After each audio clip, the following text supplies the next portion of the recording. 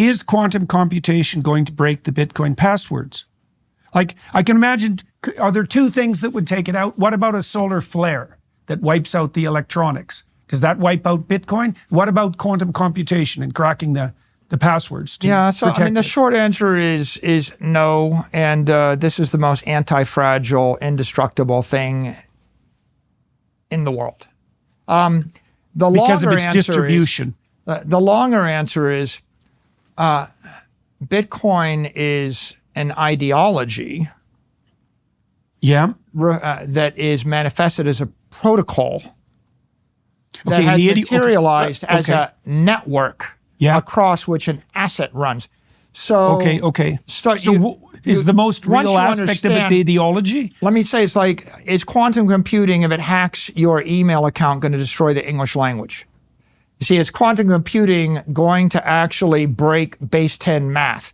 Base 10 math is a protocol. If you have a computer program and it becomes insecure, you have to upgrade the program. But the reason that we use numbers 1 through 9 or 0 through 9 is because over the course of about 900 years, Western civilization realized that we could actually calculate things more efficiently with that protocol. But it's not the only protocol, Jordan. There's base 2. There's base 16, right? Why do we have 12 months in the year? Why do we have 360 degrees? Because the Babylonians had other systems of math. Mm-hmm. We have a system of math. There's other languages. Why do we use English? Well, we all decided, the scientists, the economists, Western civilization, there's a lot of reasons why. We could trace it to geography of England and the English Channel and a bunch of stuff. We don't have time for that. It's a protocol. Bitcoin, it's a protocol. What kind of protocol? It's a monetary protocol. Why? What's it informed by? An ideology. What is the ideology? Sovereignty, truth, thermodynamic soundness. Why thermodynamic soundness? Because 1 + 1 has to equal 2. And if 1 + 1 equals 3 some days, or 1.5 other days, you can't solve any problem. In engineering, in aeronautical engineering, there's a phrase called an adiabatic system. An adiabatic system means a closed system. And so whenever you're building anything, the problem always starts with, assume an adiabatic system. Right. If I introduce this heat source, if I fly through, what they're saying is, assuming it's a closed energy system, there's no external factor, right? Assuming an adiabatic system, how long will our podcast go? About 2.5 hours. If Godzilla steps on your studio in the next 30 seconds, the podcast will go shorter because of new energy. So when Godzilla shows up to the playground, all bets are off. Right. Okay. Right. So if I have a bathtub or I have a swimming pool with a leak in it, you can't jump into the swimming pool without risking breaking your neck, right? If I have a leak in a fuselage of an airplane, we can't fly. Explosive decompression. Mm-hmm. You can, if you're an engineer and you're engineering airplanes or internal combustion engines or spaceships, you have to do the engineering properly, and that includes make it a closed system or a thermodynamically sound system. When it's not, there's leakage, right? There's either a friction cost or there's a leakage cost, and you have to account for the leakage in a replenishment if you want the machine to work. The machine will not work if you don't actually solve the problem. So when we come to this idea of the ideology of Bitcoin, Bitcoin's based upon engineering principles, scientific, mathematical soundness, consistency, integrity, truth, right? And those are all the principles. And that's the incorruptibility of the ledger. Those are the principles of libertarians and Austrian economists, right?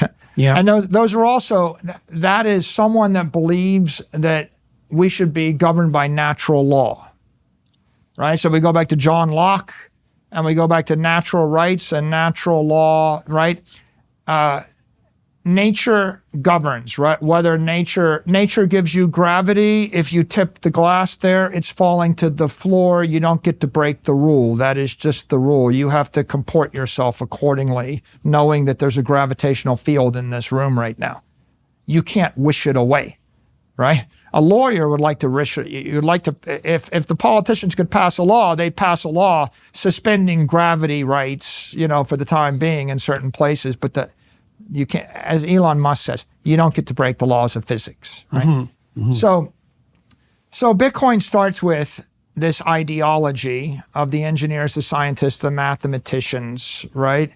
And we create a protocol. The protocol is, what if a bunch of smart people in the world, what if they wanted to keep their money? What if, or in this case, I gave you the example of the divine bank that God gave you, except if God's not going to set up divine bank and solve all your monetary problem, what's the second best idea?